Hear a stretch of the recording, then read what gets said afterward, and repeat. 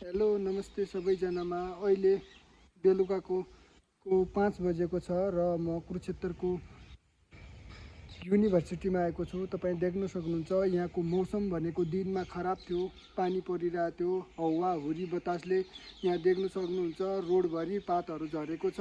त गाइज अहिले म तपाईलाई एउटा प्रकृतिको सबैभन्दा सुन्दर पन्छी मयूर देखाउन गइरहेको छु, जसको शरीरभरि सनातन रङहरू छन् र मयूरले एकचोटि पखेटा फैलाउँदा ब्रह्माण्डका सबै रङहरू एकैचोटि देखिन थाल्छन्। त गाइस, मयूर भारतको एउटा राष्ट्रिय चरा पनि हो। ऊ देख्न सक्नुहुन्छ माथि माथि हेर्नुहोस् है, माथि ऊ रुखको हङ्गामा बसिरहेको छ।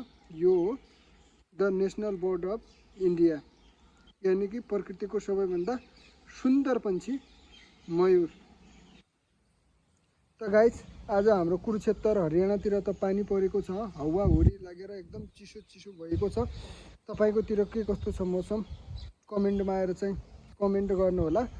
र यो चिसो चिसो मौसममा एकदम बाहिर शीतल हावा लिएर आनन्द लिँदैछौँ। अरू भेटिनेछौँ अर्को भिडियोमा। अहिलेलाई भनेको बाई।